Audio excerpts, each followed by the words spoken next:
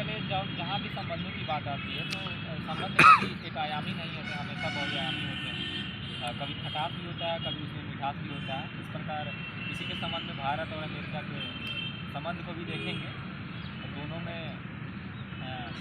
एक तरफ से देखें तो खटास भी हुई, मिठास भी हुई। तो सबसे पहले बात कर लेते हैं अमेरिका की प्रेजेंट स्टेटस की। तो अमेरिका काफ़ी एक तरफ से देखें तो वैश्विक शक्ति वाला देश है, विश्व में सबसे अग्रणी देश है। तो इसके साथ संबंध रखना किसी भी देश का काफ़ी अहम हो जाता है, उसके लिए भी और जो देश उसके साथ रखता है उसके लिए भी।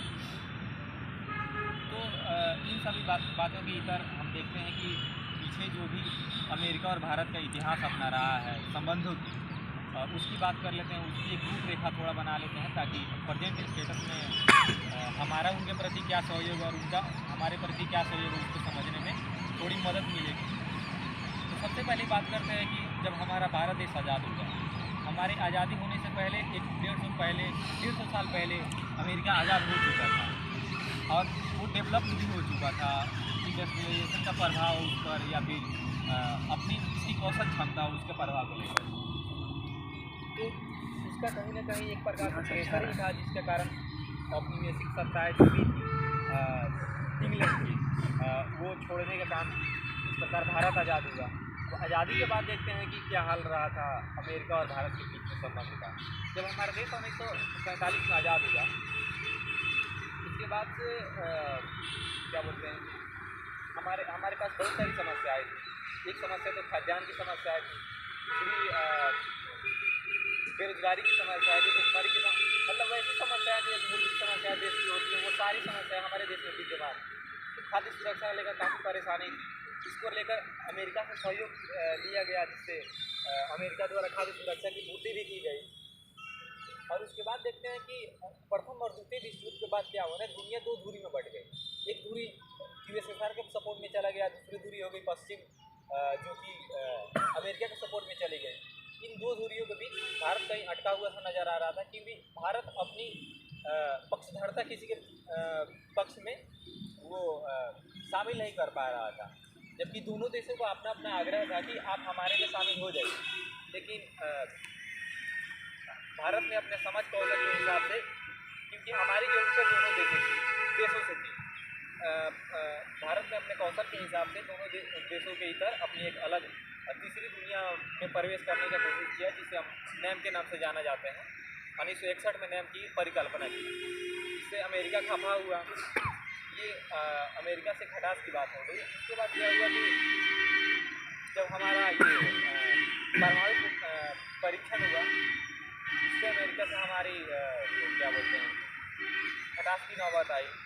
और इन सबों के बीच कहीं कहीं हमारे अमेरिका और भारत के बीच में संबंध भी अच्छे रहे, जैसे कि जब चाइना और इंडिया का वार हुआ, क्योंकि चाइना ये आज़ाद होने के बाद से ही अपनी विकास गतिशीलता में काफ़ी अग्रणी होने लगा था। उस समय अमेरिका बहुत पहले ही भाव किया जा चुका था कि चाइना आने वाले देशों में हमको काउंटर करने वाले एक देश बन जाएगा। इसके चलते इंडिया ने ये दोनों 1962 के युद्ध का चाइना का सपोर्ट न किया, बल्कि भारत का सपोर्ट किया।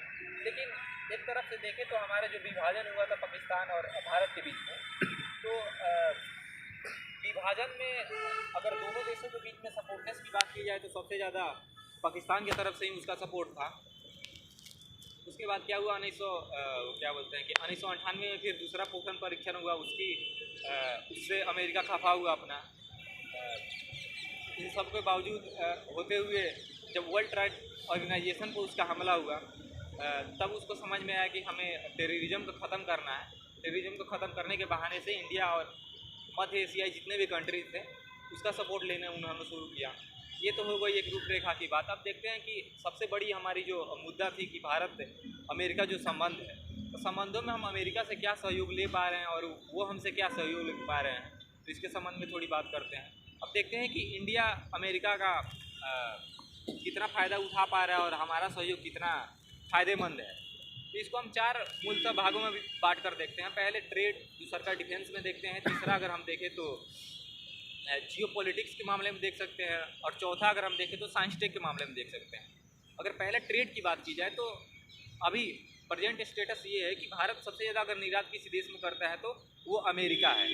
और भारत के जितने भी लोग माइग्रेंट रहते हैं तो सबसे ज़्यादा अगर प्रवासी कहीं रहते हैं तो अमेरिका में रहते हैं। अमेरिका की जितनी भी पॉपुलेशन है उसके 1.04% लोग केवल भारतीय मूल के निवासी हैं। तो इस लिहाज से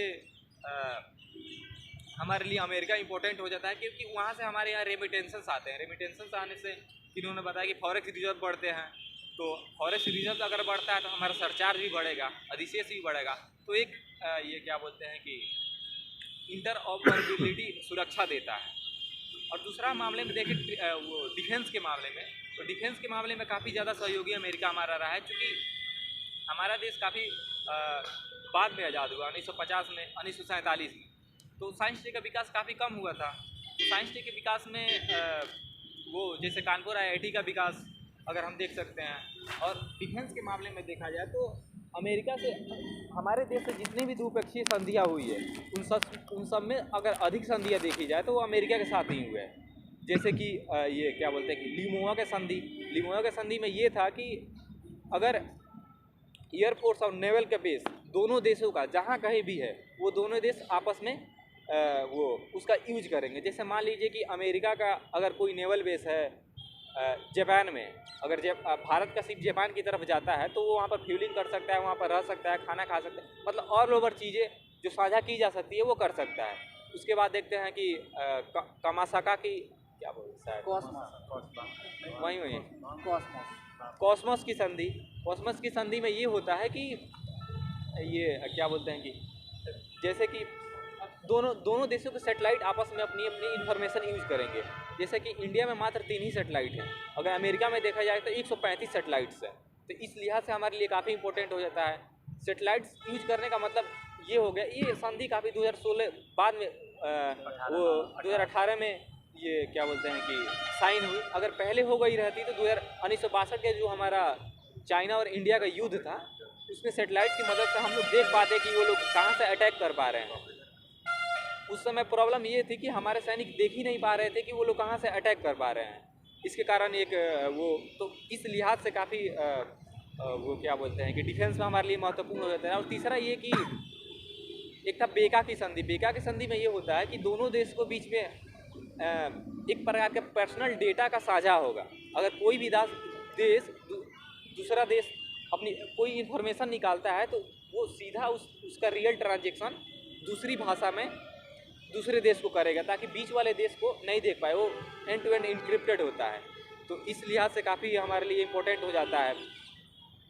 और डिफेंस में और सारी बात करें तो अगर हम लोग अभ्यास की बात कर लें, अभ्यास में भी सबसे ज़्यादा हम लोग अभ्यास करते हैं, जैसे कि कॉप ऑपरेशन, मालाबार अभ्यास, जो ये क्या बोलते हैं कि क्वाड के द्वारा शुरू किया गया था, जिसमें आर्मी और नौसेना अभ्यास करेंगे ये हिंद पैसिफिक ओशियन में। अब हम देख लेते हैं कि साइंस टेक में हमारे लिए कैसे महत्वपूर्ण रहा। साइंस टेक में सबसे पहले कि जब हमारे यहाँ इसरो की स्थापना हुई थी तो इसरो में हमारे पास केवल ब्रेन ही था। अगर देखा जाए तो हमारे पास केवल एक कौशल क्षमता ही थी। हमारे पास संसाधनों की कमी थी, रिसोर्सेज की कमी थी। तो उन रिसोर्सों को लाने में अमेरिका काफ़ी सहयोग किया, अमेरिका का हमें काफ़ी सहयोग प्राप्त हुआ। तो इस लिहाज से काफ़ी हमारे लिए इम्पोर्टेंट हो जाता है। और जियो पॉलिटिक्स की बात करें तो जियो पॉलिटिक्स में काफ़ी अग्रणी हो जाता है। जैसे कि हम लोग बहुत सारे संगठनों में आपस में सम्मिलित भी है, जैसे G20 और ये क्या बोलते हैं कि अपना क्वाड में, और कई सारी संधियों में, कई सारी संस्थाओं में अमेरिका ने हम सदस्यता दिलवाई है। जैसे वासेनार की संधि देख लें हम लोग, ऑस्ट्रेलिया समूह की संधि देख लें, या फिर क्या बोलते हैं, क्या है वासेनार बताते हैं, ये संधि देख लें। और कई सारी संगठनों में हमको सदस्यता दिलाने का काम भी मतलब जोर डालता है। जैसे यूएनएससी की सदस्यता दिलवाने की बात करें, या फिर न्यूक्लियर सप्लायर ग्रुप में सदस्यता दिलवाने की बात कर लिया जाए। तो इस लिहाज से अमेरिका हमारा काफ़ी अहम पार्टनर हो जाता है। और ये क्या बोलते हैं कि हमारे लिए इम्पोर्टेंट हो जाता है। अब देखते हैं कि अमेरिका का इंडिया से क्या फ़ायदा है भाई। चूँकि संबंध एक तरफा कभी नहीं होते, हमेशा बहुआयामी होते हैं। तो अमेरिका का इंडिया से क्या फ़ायदा है, तो चूँकि अमेरिका एक वैश्विक शक्ति वाला देश है, वो कभी अपनी वो क्या बोलते हैं कि जो शक्ति है वो खोना नहीं चाहता है और हमेशा अपनी पकड़ पूरे विश्व में बनाए रखना चाहता है। तो एशिया में पकड़ बनाए रखने के लिए सबसे बड़ा अगर नेता चाइना का काउंटर करने में अगर कोई है तो वो इंडिया है, और उसके पैसिफिक रीजन और हिंद ओशियन रीजन में अपनी प्रभुता को बनाए रखने के लिए इंडिया का उसका साथ होना काफ़ी ज़रूरी है। तो इस लिहाज से चाइना का काउंटर करने के लिए वो इंडिया के टूल्स की तरफ या फिर जो भी हो उसकी तरफ दोस्त की तरफ ट्रेन करना चाहता है। और कहीं ना कहीं यूएसएसआर से हमारी काफ़ी सारी दोस्ती भी है, हम लोग काफ़ी सारे टूल्स भी मंगाते हैं, डिफेंस के सामान भी मंगाते हैं। तो अपना व्यापार अब उसकी सामान की भी अपनी बिक्री हो डिफेंस में भी, उस लिहाज से वो हमसे इस तरह की फ़ायदा उठाना चाहता है। अब देखते हैं कि इंडिया को इन दोनों संबंधों से कई बार चुनौतियों की भी बात की जाती है। तो चुनौती क्या है अमेरिका के संबंध से? अगर अमेरिका के संबंध में चुनौती की बात की जाए तो जो हमारा कॉस्मोसो संधि हुई और बेका जो संधि हुई उसमें पर्सनल डेटा का साझा करने की बात की गई थी। तो पर्सनल डाटा साझा के लीक के मामले में भी एक चुनौती बन जाती है कि कोई हमारी संप्रभुता अपनी संप्रभुता है, छोटा देश हो या बड़ा देश हो, अपनी संप्रभुता का बनाए रखना सबसे बड़ा एक वो पावर व्हील होता है। उस लिहाज से एक वो हो जाता है।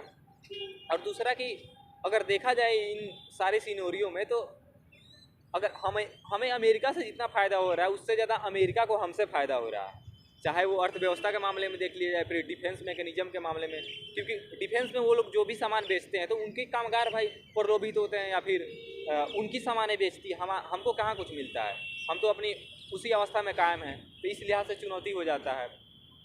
अब देखते हैं कि इन सारे संबंधों के बाद आगे की राह क्या हो सकती है, हम कहाँ स्टैंड करते हैं और हमको कहाँ स्टैंड करना चाहिए। तो स्टैंड की अगर बात आती है तो जैसे कि 1971 में नैम की स्थापना हुई थी, पंडित जवाहरलाल नेहरू ने जैसे रुख अपनाया था वैसा ही रुख नॉन अलाइनमेंट मूवमेंट जो भी वैसा ही पक्षधरता अपनाए रहना चाहिए। जैसा कि अभी भी प्रेजेंट सिनेरियो देखा जाए तो वैसे ही पक्षधरता अपनाई हुई है।